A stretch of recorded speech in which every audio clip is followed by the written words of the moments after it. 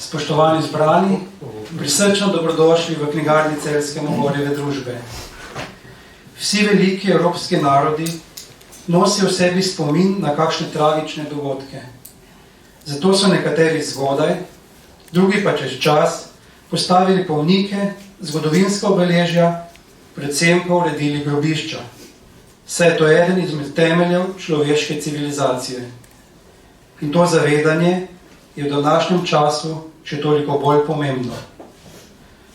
Spominski park Teharje je kulturni spomenik državnega pomena, posvečen nekdaj zamočanim žrtvam povojnih pobojev. Park in osrednji spomenik je zasnoval arhitekt Marko Mušič.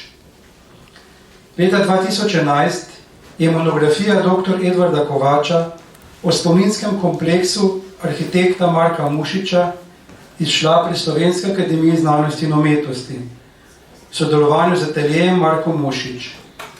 Razprodana knjiga je bila v letošnjem letu dopolnjena in je poleg slovenskega izšla tudi v angleškem jeziku. V sozaložništvu ateljeja Marko Mušič in Celjske Mogorjeve družbe, izid pa je podprla tudi SAZU. In danes sta z nami tudi oba avtorja monografije. Profesor dr. Edvard Kovač, filozof in frančiškanski teolog, danes pa z nami kot avtor besedila monografije. Dr. Kovač je svojo skrbnostjo, podporo in pripravljenostjo povezati različne deležnike najbolj zaslužen, da je letos lahko išla dopolnjena izdaja v slovenskem in angleškem jeziku, za kar se vam še enkrat iskreno zahvaljujemo. Akademik Marko Mušič je pustil svoj pečat na številnih delih doma in tudi izven Slovenije. Njegova arhitektura je predstavljena v mnogoterih monografijah. Leta 2021 je prejel veliko Prešernovo nagrado. V zasnovi parka Teharje se ne razkrije samo kot vrhunski arhitekt, ampak tudi kot veliki humanist in človek z občutkom za sveto. Pridružil se nam je pa tudi profesor dr. Jožef Muhovič, česar smo še posebej veseli. Spoštovani gostje, beseda je vaša.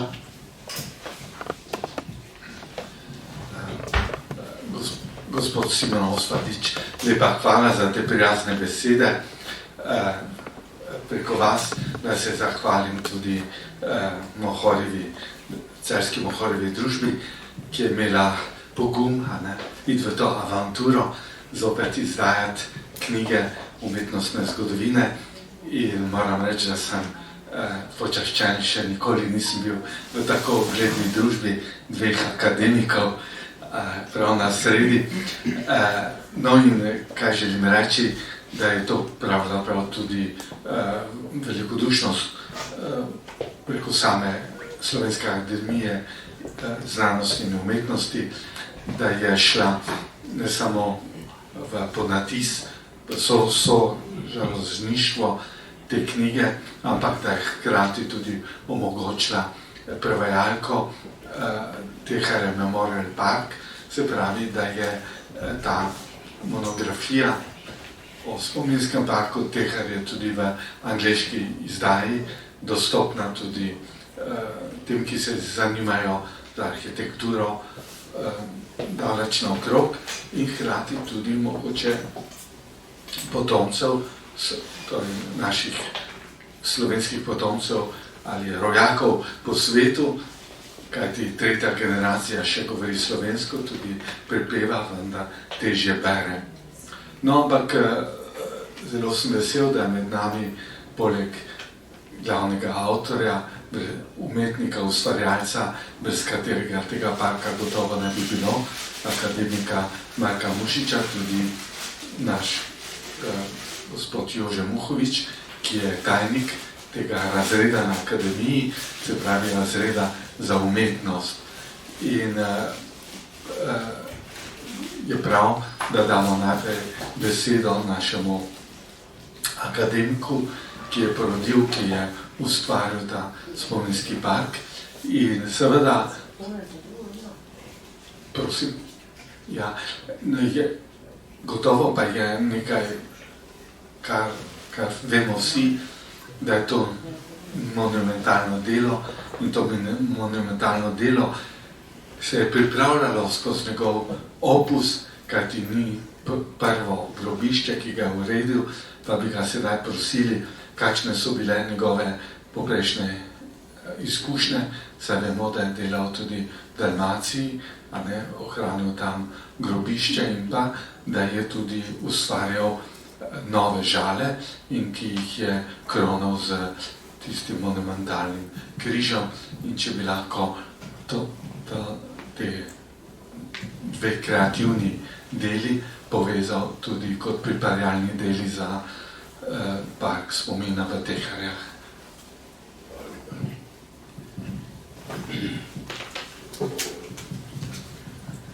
Hvala lepa, dr. Kovač. Veselil sem se sicer, da boste vi kot veliki duhovni vodja tega projekta projekt tudi predstavili, ampak se oddam vaši volji.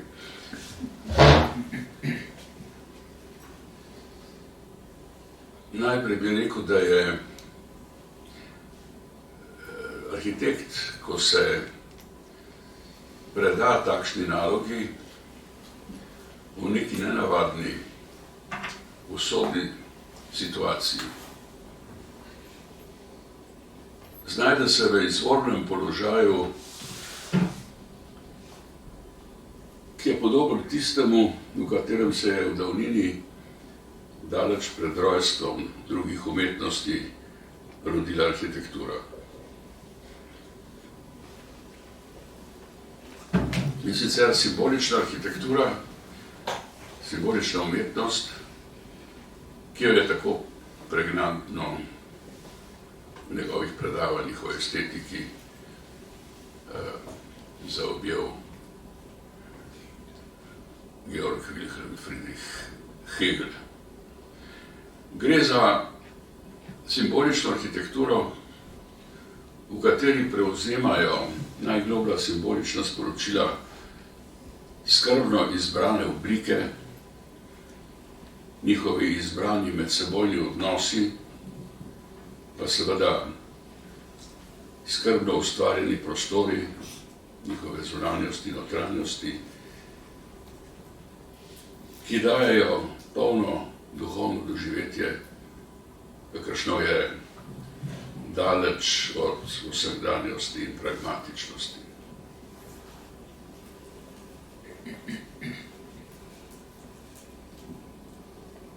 Srečanje s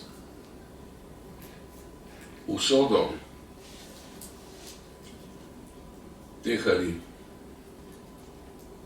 je bilo zame takrat, ko sem pripravljal projekt za natečaj, strahotna izkušnja. Zato sem v uvodu poročila za natečaj, vsak arhitekturni natečaj namreč poleg načrtov, risb, drugih prikazov obvezno vsebuje tudi poročila, v katerem so predstavljeni glavni koncepti, misli in podrobnosti predloženih rešitev. No in to poročilo v natečajnem projektu začenja takole. Srhljiva resničnost tega kraja je kot podoba neznane, neodkrite krajine, Hamletove groze, pred nečim še po smrti. Smrtičena narava in z gmotrami odpadkov obkroženi ostanki taborišča smrti kriče v obeh zločinih, krvavem prvem in še hujšem drugim, ki je pod smetmi žrtve še zadnjič ponižal, jih se smetmi izenačil in jim vzel ime človek. Naključje je sicer hotelo, da sem s podobno strahotno izkušnjo srečal že nekoliko prej, ko sem zmagal na velikem natečaju za spominski park Jajinci v Beogradu.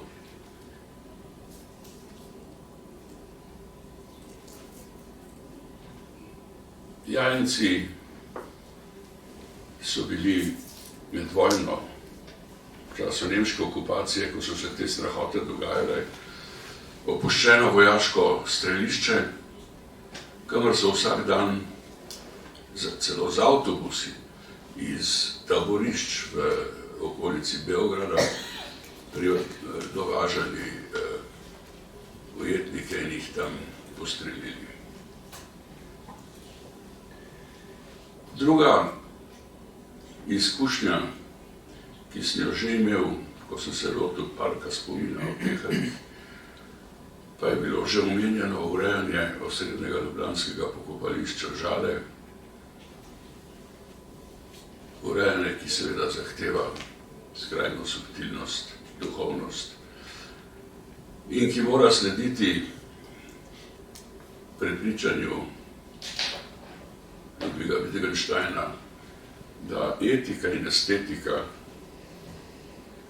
izražata neizrekljivo.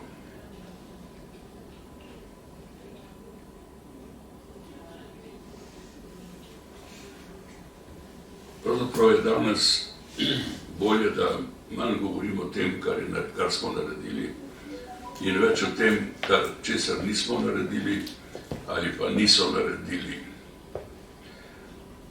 Spominski park Teharje je žal torzo. Torzo, v katerem je urejen le osrednji del, torej predel še ohranjenih tal, izvornih tal taborišča. Zdaj, arhitekt ne more brez grafičnih prikazov in tudi danes ni zjebali.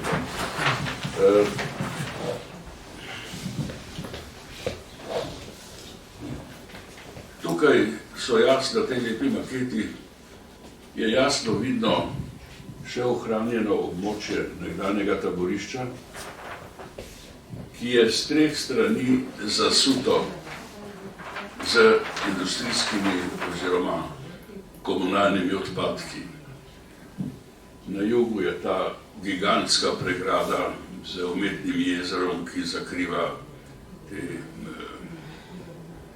industrijske odpadke.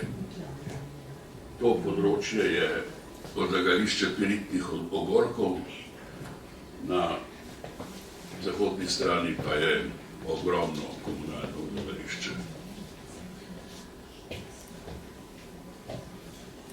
Žal smo takrat uspeli urediti le ožje območje, torej območje izvornih še ohranjenih tal taborišča in ta že zunanji del, kjer stoji osrednje spominsko obeležje.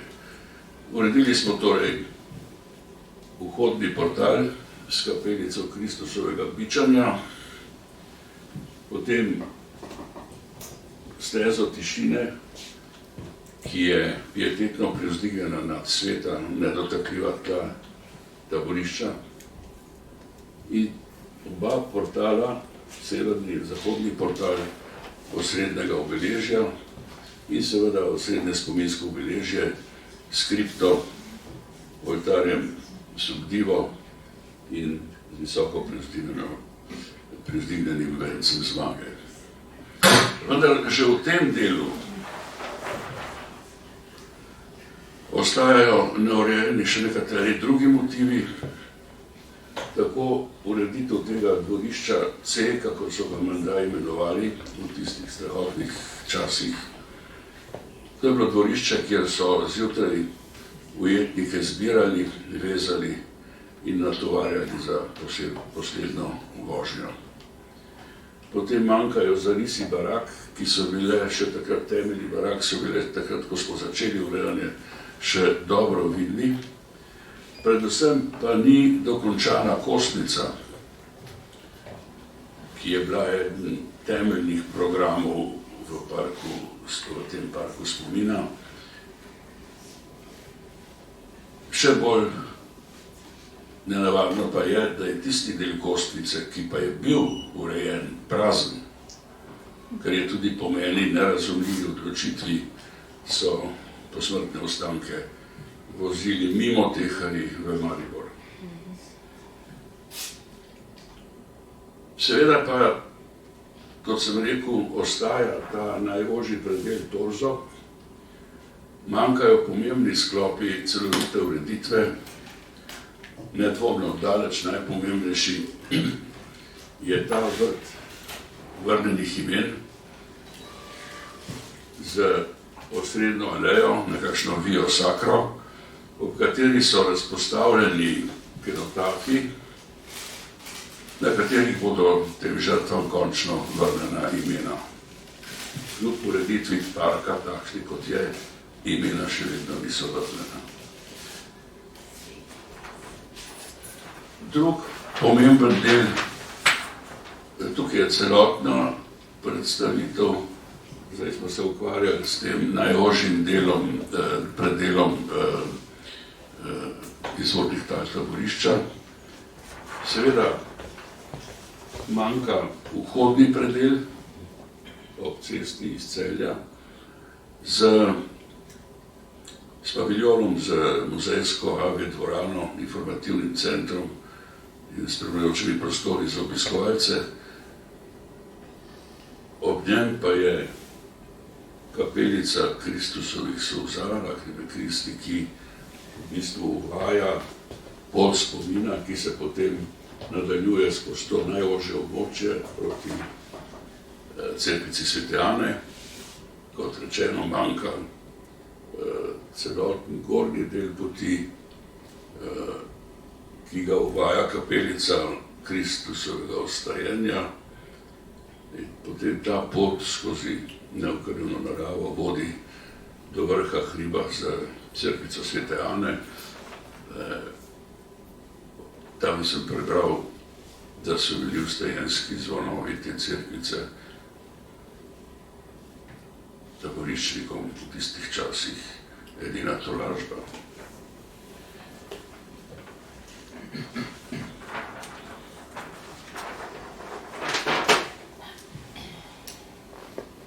Seveda pa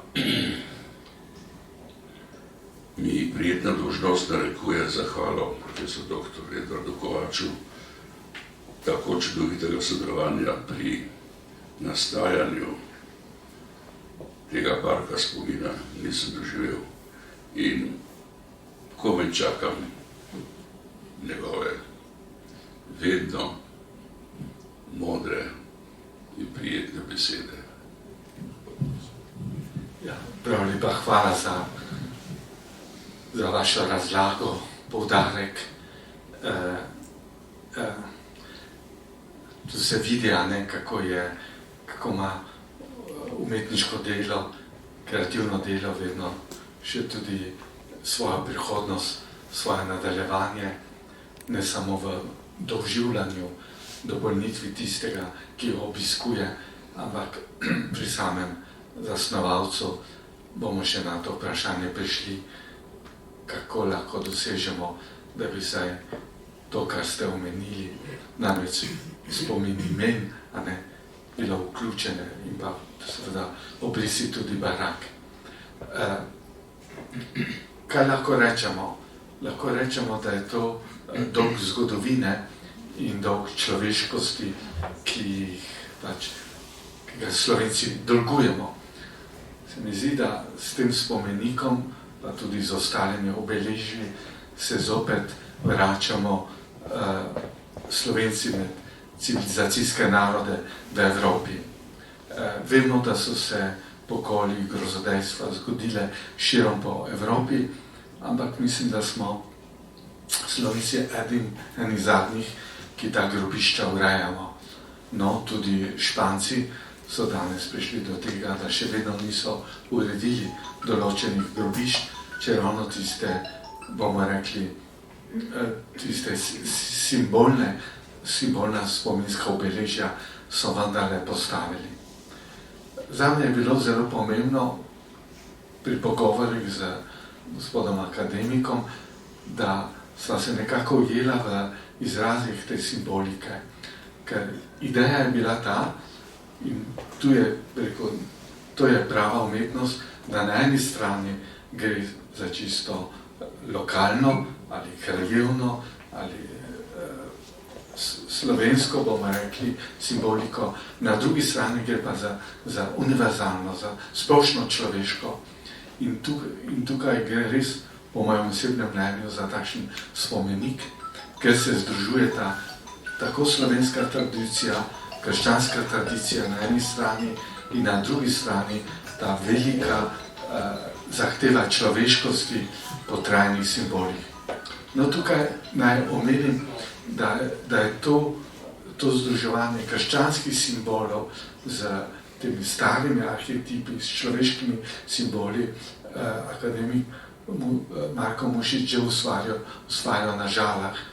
Tam najdemo piramide egipčanske, odsev tega tudi čovna čez reko Had, skratka, vse to, kar je človeštvo že ustvarilo pri arhitekturi in pa tudi literarnih delih.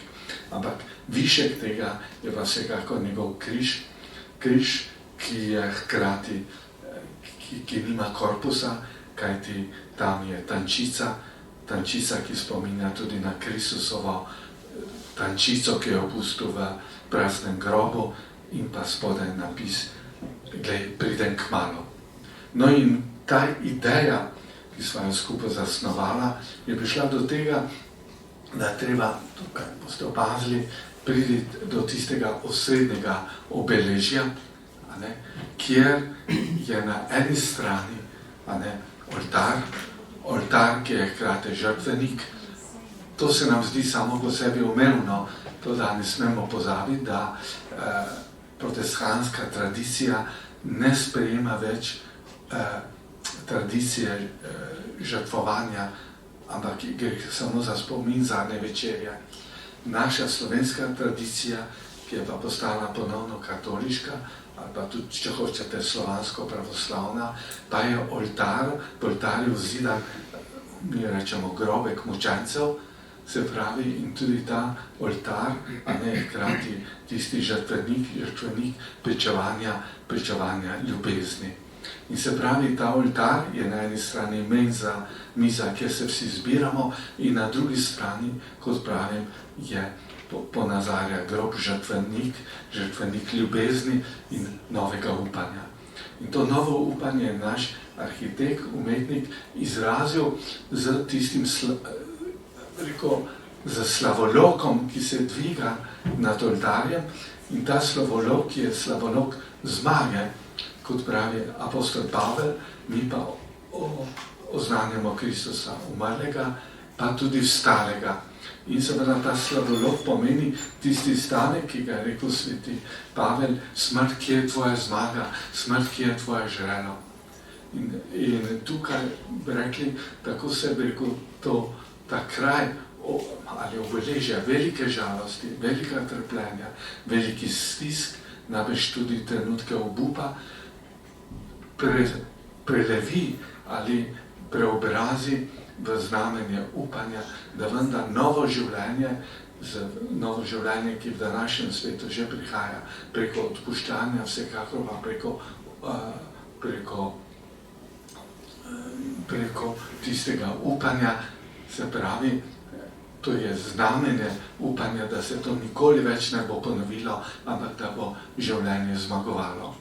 No in tu spodaj pod oltarjem je pa vendar tudi sarkofag, tisti sarkofag, ki ga ti bogi, umrli, pobiti, še nimajo, in ta sarkofag je hkrati kenotaf, se pravi, je prazen, kar ponazarja, da je to simbolen sarkofag za vse te, ki bi jim pripadala civilizacijska zahteva in tisto osnovna človekoljubnost, da bi imeli svoj grob, in ga še nimajo. No in iz tega sarkofaga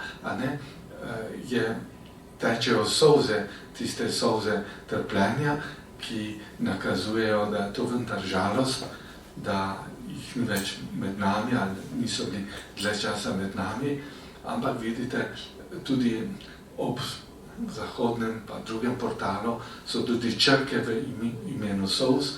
Solze imajo v krščanstvu še poseben pomen, ne gre samo za žalost, oblikovanje, tudi Kristus je jokal nad Jeruzalemom, jokal nad pri grobu svojega prijatelja Nazarja, ampak te solze, najprej Martine, potem pa seveda solze Marije Magdalene, so tista zavesa, na kateri odseva večnost, kajti skozi solze človek vidi tudi tle, vidi prav tja v ono stranstvo in Marija Magdalena je skozi solze, zaveso solz na vrtu ob Kristusovem grobu zaznala, da Kristus živi, da je med nami.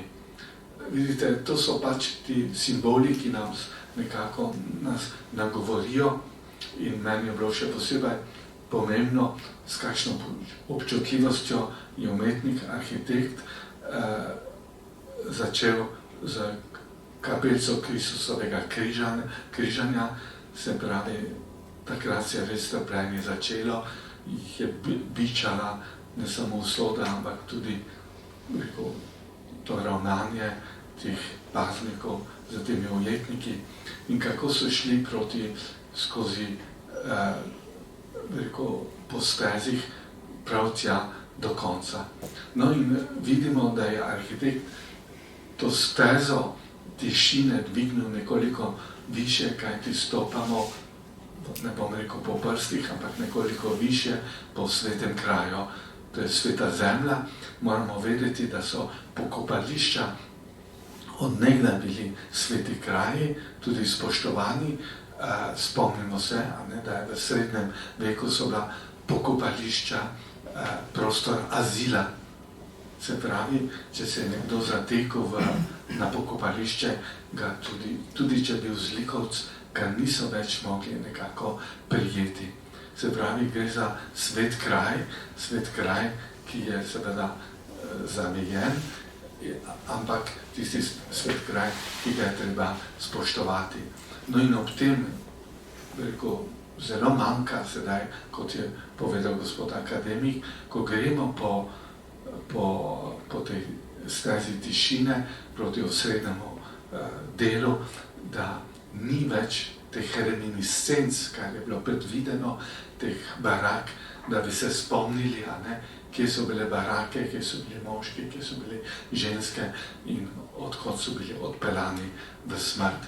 No in vidimo, da mi tem ljudem ne moremo vrniti življenja, ampak ne moremo jim vrniti njihovega dostojanstva, popolnoma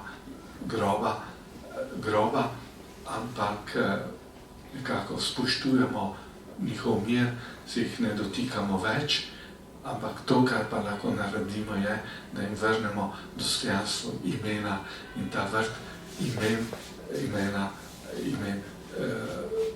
zelo manjka. Moramo vedeti, vidite, mogoče smo pozabili pomen osebnega imena. Dovolite, da sem nekoliko teolog, danes raztrgalci Biblija pravijo, ne samo, da je človek po umu svobodi podoben Bogu, da ima bogopodobnost, saj vemo, v Genezi je Bog ustvaril človeka po svoji podobi, po svoji sličnosti in kot pravijo judovski razlagalci, ta sličnost, ta podobnost pa je, da ima osebno ime. In osebno ime je tisto, kar nimajo imena, bomo rekli, angeli, kar nimajo nebesa, ampak človek ima. Se pravi, to je njegova enkratnost, izjemnost, neponovljivost. In ta izjemnost, ta enkratnost in potem judovsko-krščanski tradiciji je človek dobil ime že v večnosti. Že v večnosti, predno je človek prišel na svet, predno je bil vsak posameznik rojen, je že imel ime in se vrnil v večnost in za tega je bi rekel, je osebno ime več kot tista koda. Mi imamo živalco, ki jo imamo radi, ampak to živalco sicer ljubkujemo, mu damo ime, ampak to ni osebno ime, ni osebno dostojanstvo. Se pravi, ta živalca ni prišla iz večnosti, kako bo v novem zemlji, novem nebu, ne vemo, ampak človek se z imenom vrača v večnost in zato je to toliko bolj potrebno, da bi ta imena, ki so dostopna zaenkrat, vsaj do neke mere, da bi bila uresničena. No in še tretja stvar, tukaj ni v tej knjigi, so pa že izdelane makete. Naš gospod akademik je že izdelal izjemno kostnico, lepo, to bi bila,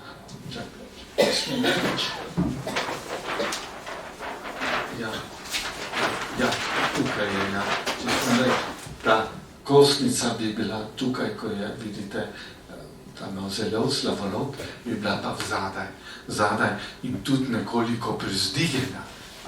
Se pravi, da tisti izgovor, da tam ne sme biti kostnica, ker ni registriran to kraj kot svetišče, se mi zdi, je v bistvu strte zvita, je tragična, kaj ti, kot pravim, to je povzdignjena, bi rekel, zgradba, ali pa rekel, arhitektura, ki bi bila zopet nadomestilo za tisti grob, ki mu gre.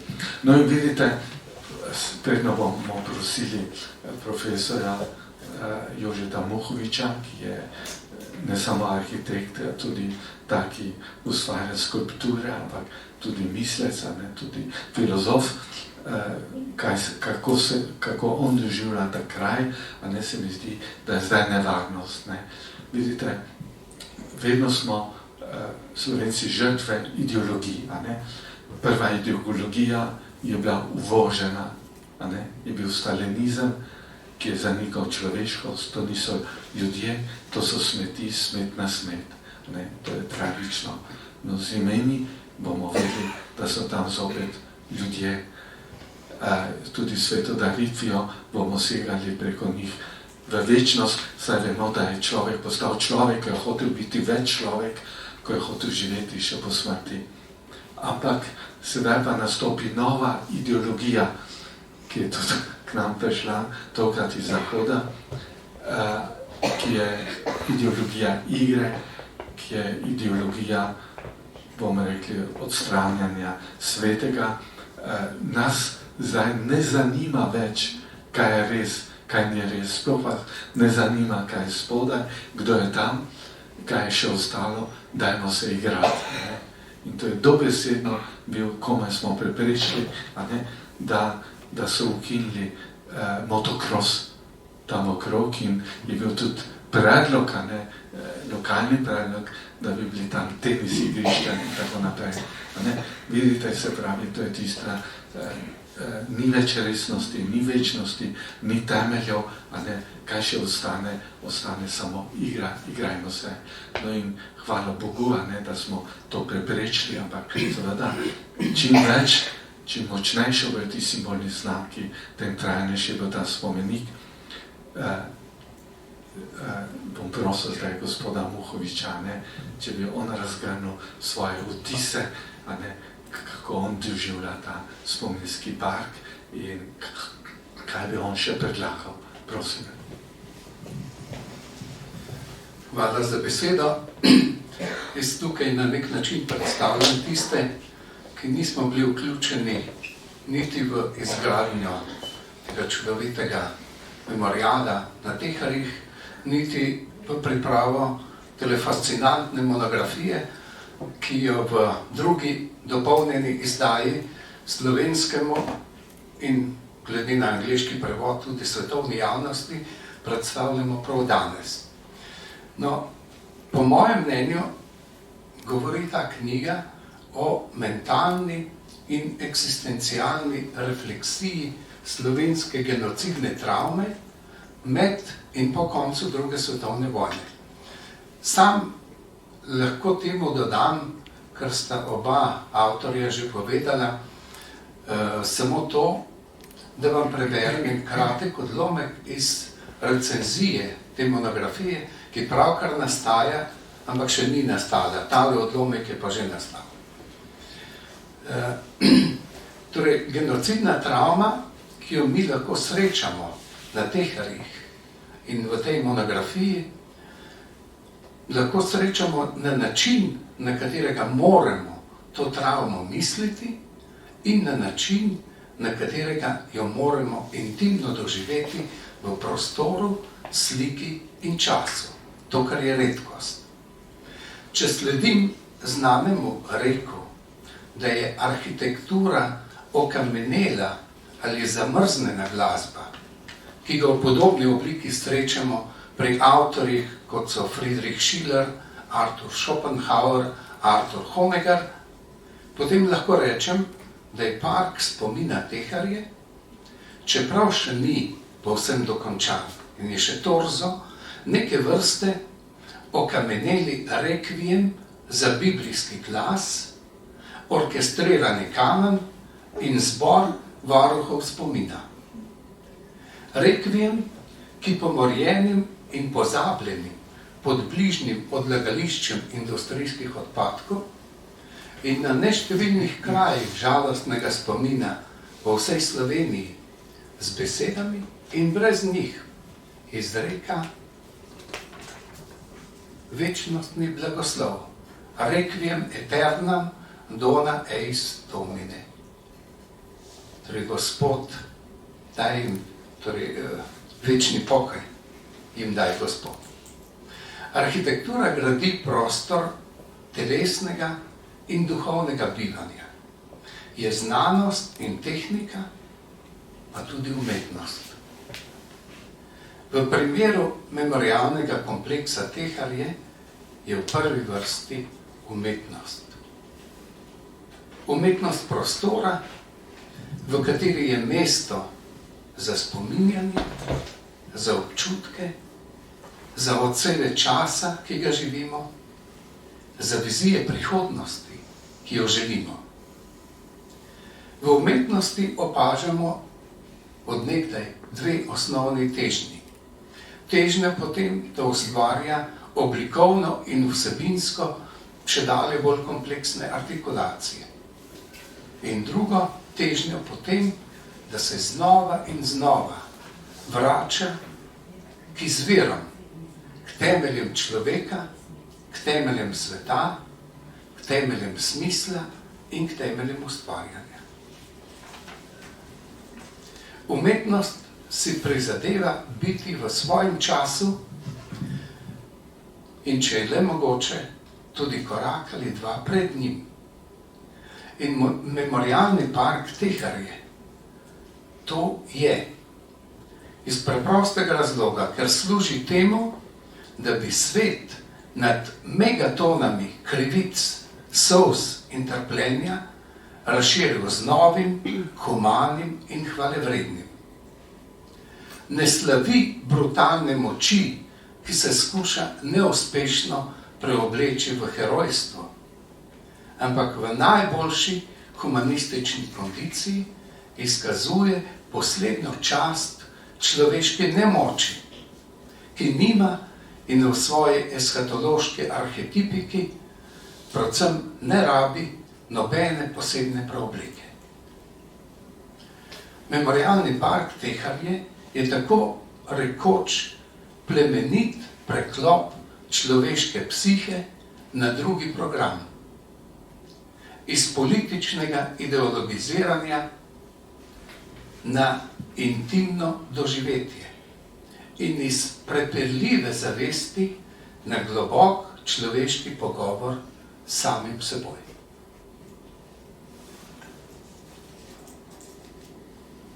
Umetniki svet iz težavne in težko razumljive govorice neposrednega dogajanja vedno prevajajo za nas lažje razumljivi, čeprav še vedno skrivnostni jezik oblik v likovnem prostoru.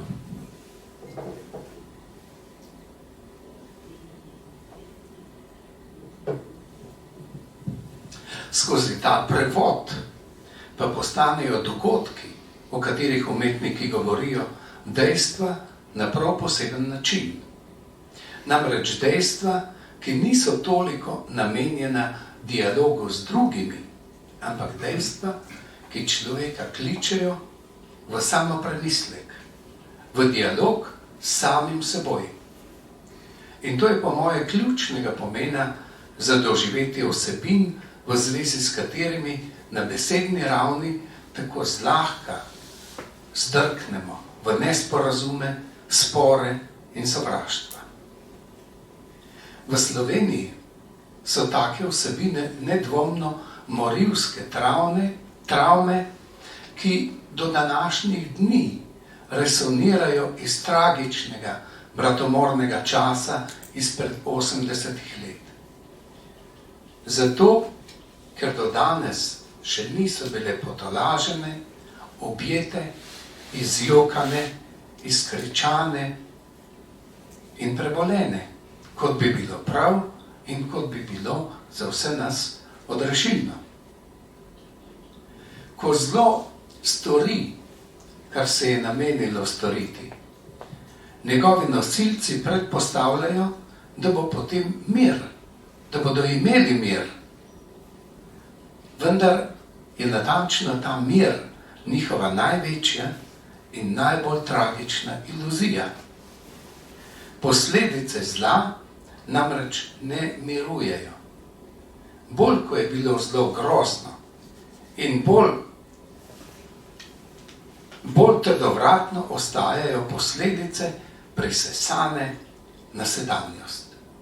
Torej, bolj, ko je bilo zlo grozno, bolj njegove posledice ostajajo prisesane na sedanjost, tudi na našo.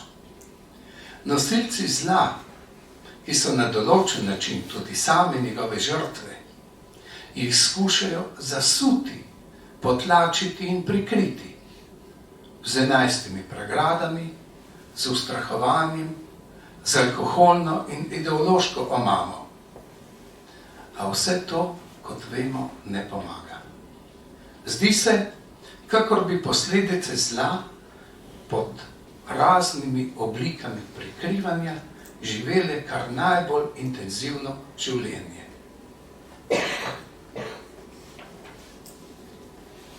To je videti paradoksno, pa ni. Če se zlo, ki ima svoj koren vselej v duhovnem svetu, ne bi pokazalo tudi na zunaj, na materialni ravni, bi se neopazno nabiralo v duši in jo od znotraj razkrajalo. Zlo se kroti in omejuje ravno s tem, da postane vidno, da se materializira.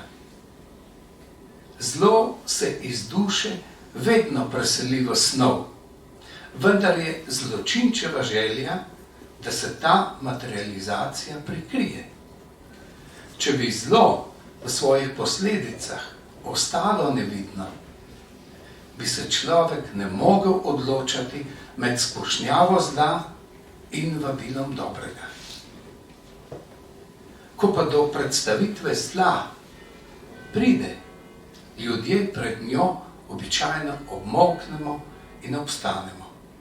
Še posebej, kadar se njegova vidnost dogodi na umetniški ravni. Umetniška dela namreč zmorejo tudi iz plesni zla sintetizirati penicilin refleksije in samozavedanja, ki nastane, ko lahko eksistencialno preizkušeni človek s pomočjo oblik, ki jih umetnik proizvede, v drugem branju sprejme življenjsko resničnost in jih odkrito pogleda v oči. Park spomina Teharje in knjiga o njegovih konceptih, strukturi in detajlih je po moje natančno to. Drugo branje genocidne travme v prostoru in času in vabilo k civiliziranemu, humanemu in dobremu. To pa nikakor ni mehna stvar. Ja, hvala lepa, gospod Akademik, za to za ta izjemen ekspoze. Jaz osebno samo rečem, da so tako redki trenutki, ampak sem ga izjemno vesel, ker lahko nekdo, ki je tudi predaval, kar na lepem ugotovi, da lahko še študent in da ogromno pridobi. Topla hvala za ta izjemen tekst. Mislim, da smo se pogovarjali, da bi to besedilo objavila revija Zvon, pa največ bo jo še kakšne druge objave, ker je tako tehtno in tako meditativno. No, jaz bi tukaj samo še tole zdaj dodal, da je to, rekel, zahvaljujoč akademiji, Sazuju, da je omogočila prevod v angleščino in gotovo tudi, ko bo enkrat knjiga zopet pošla, ne bo mogoče več, morda težje jo bo ponatisniti, pošla na spletno knjigo oziroma na splet in bo nekako šla še bolj po svetu. Jaz bi samo še povedal en stavek o angleškem prevodu. To je lepa angleščina. Smo uspeli dobiti človeka, ki je lektor na filozofski fakulteti, ki je po rodu, ki je po rojstvu Anglež, intelektualec in ki je pogledal pobliže tekst, ni imel veliko pripomb, nekaj jih je imel, tako da je besedilo prevod izjemno dovršen. Naj še omenim, da ti, ki so delali korekture, so pazili, da so tudi biblična besedila, recimo je biblično besedilo od Joba, tukaj bom v miru počival in nihče me ne bo motil. Se pravi, pazili smo, da so to res svetopisemski teksti, ampak ki nagovarjajo vsako dušo, ampak zraven so citat, je povedano, od katere knjige so, in znotraj v angleškem prevodu je tale Oxford Bible, se pravi Oxfordska Biblija, ki je najbolj svečana, najbolj zvišena, in naj mi bo dovoljeno, da se zahvalim tudi korektorco, zadnjo korektorico angleškega besedila, profesor dr.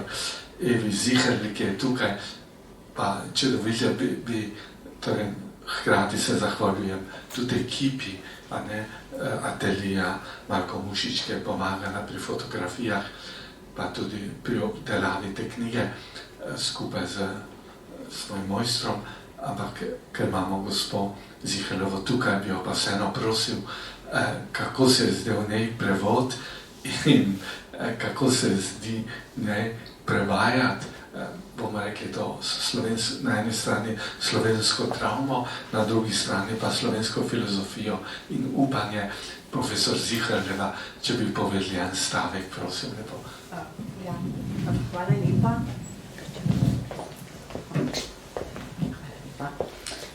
Hvala lepa. Torej jaz po vsem tem, kar smo zdaj slišali, nimam kaj dosti dodati.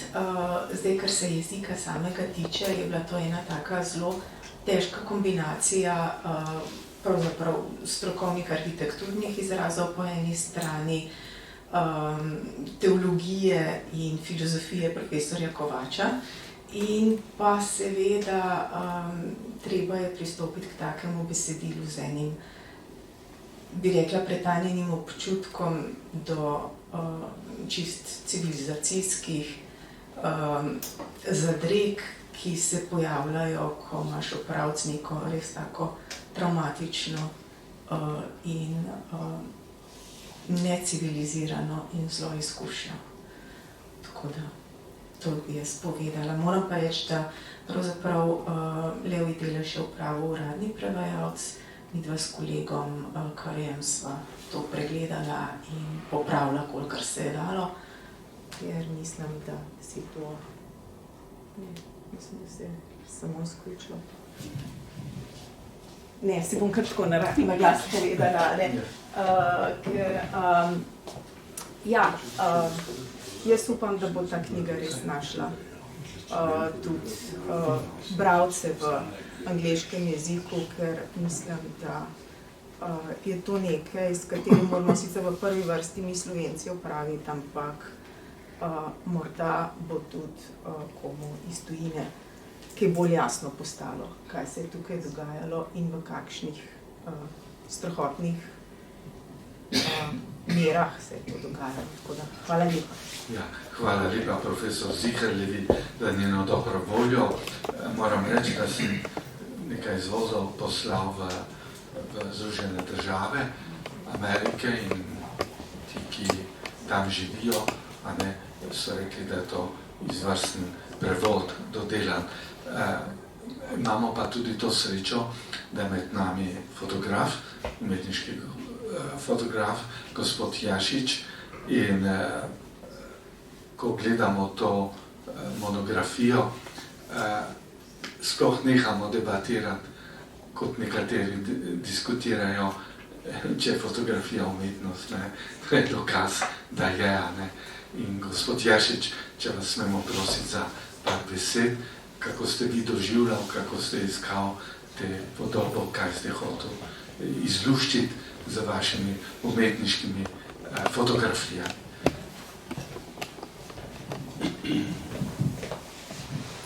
Hvala lepa. Prav poseben izziv je bil to. Leta 1826 je bila izumljena fotografija. Prva osvetlitev je trajala 8 ur. Danes, dobrih 200 let po tistem,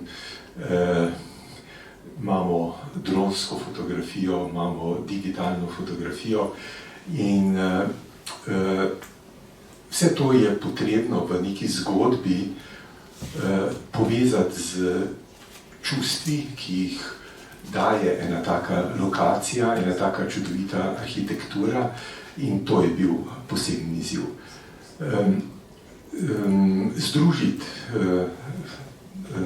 detaljne fotografije in fotografije z dronom, ki pomenijo drugačen pogled, takršnega, recimo, lahko rečemo, video ptice, je nekaj, kjer se lahko še posebno približamo arhitekturi. In delo akademika gospoda Mušiča spremljam že nekaj časa in poznam njegovo ustvarjanje, ki je vezano vedno tudi na makete.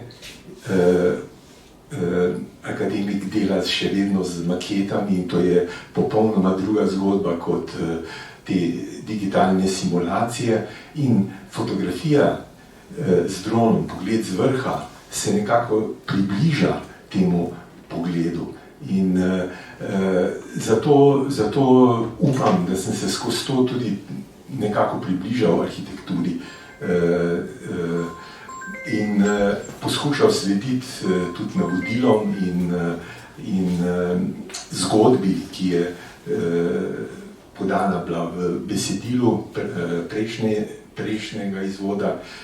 In zato moram reči, da mi je bilo v izjemno zadovoljstvo delati ta projekt. Hkrati pa moram reči, da je tudi na mene precej čustveno vplival. Torej, bom rekel, sama lokacija, sprehodi v različnih delih dneva in v različnih letnih časih. Tako da res hvala lepa in tudi hvala za lepe besede in za izkazano priložnost.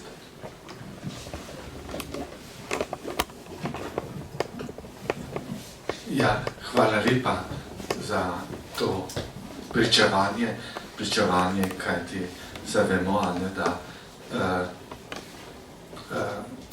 fotograf marsikaj v sebi doživi in potem to najde tudi s svojimi očmi, najde v samem umetniškem delu, kar mi prvi hip ne. In lepa hvala, da nam je preko fotografij približal to umetnost. Vedno vam dam besedo, pa vas prosim še za kak komentar, želje, bom že naprej odgovoril, da ljudje se pritožujejo, zakaj tam ni, ko bereš, ja, tam ni kakšne table ali kaj drugega, kaj bi bilo obrazložitev. Kot je povedal gospod akademik, načrti so za paviljon, načrti so, da bi bila lepa predstavitev. Če bi mi dali zdaj takšno tablo, provizorično, začasno, se veste, značilnost večine začasnih rešitev je ta, da so trajne. Se pravi, to je namensko, da to ne bo kliče, da vendar to treba dopolniti.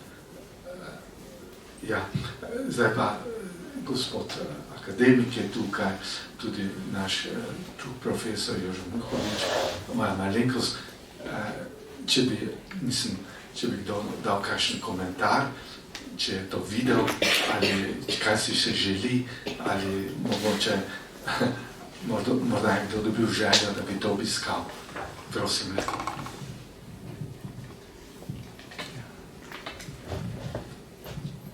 No, jaz lahko samo rečem, da sem o tem predaval na religiologiji, ki ima oddelek, to je teološka fakulteta, ki ima oddelek za laike, religiologijo, tudi kot sporedni program za filozofsko fakulteto, da sem tja vodil ekskurzije. In so bili študenti vsi zelo prevzeti in sem vesel, da tudi sedaj profesor Mateja Rozman nadaljuje to tradicijo, da imajo takšni študijski obisk tega Bacha, ker ne doumejo, ampak ker se pobliže seznanijo s tem simboli, mogoče, kako bom rekel, mogoče smo mi sami, ko organiziramo romanje na Celjsko, ne samo podzemno Celeja ali Celje podzemno, ampak da bi še tudi organizirala obisk Steherja, se pravi, smo premalo tukaj iznajdljivi. To je za prihodnost, pa tisti, ki ima kakšno besedo, ali pa takrat, ko je treba, da se govori, da rečemo, kdaj bomo pa to dokončali. Ja, pa še kaj? Kaj praviš, ker si bil po Podravnatle vse skupaj vzgojitelj in profesor, se ti zdi, da bi bili dijaki dojemljivi za to? Mi smo peljali dijake tja in je bilo pretresljivo, ker niso poznali te zgodovine in je prav, da se to dela, da mladi tja pridajo, ker je to tudi preventivno, to je preventiven obisk, da se ne bi kaj tazga ponovil. Najbolj jaz sem profesor Gregor Pavlič, je bil dolgoletni, ampak mislim, da prav od začetka, profesor matematike na Škofijski klasični gimnaziji.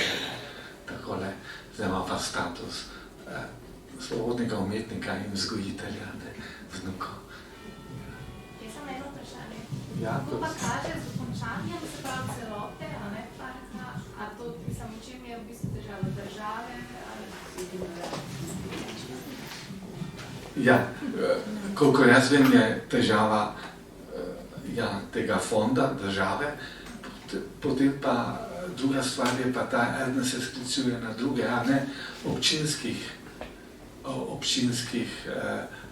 mož, teh svetnikov, trenutno tudi župana, ker pravijo,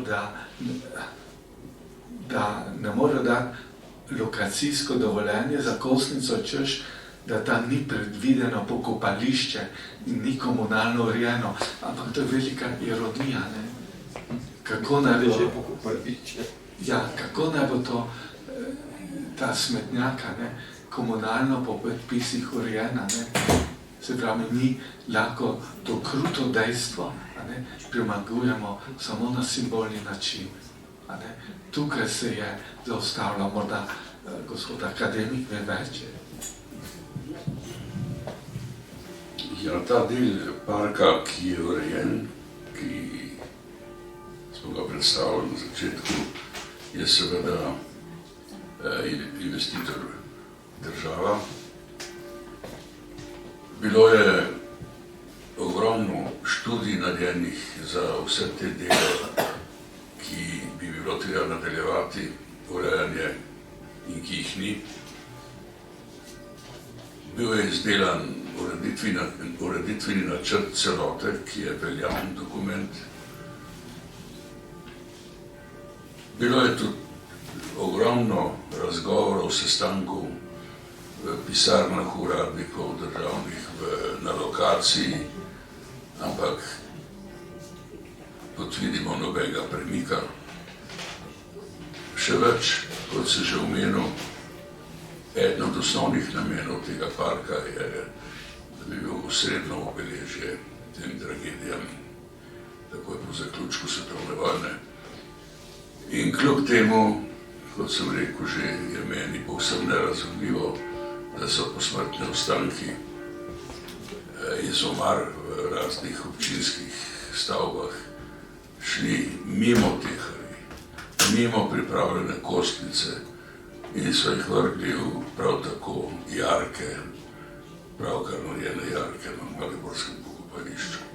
Tako da je ta igra s parkom spomina ima številne dimenzije in je to razlog, da ne neke pretirane finančne obveznosti ali zahteve, ampak mislim, da so te različne interpretacije in pojmovanja, morda celo cilji in prizadevanja razlog, da se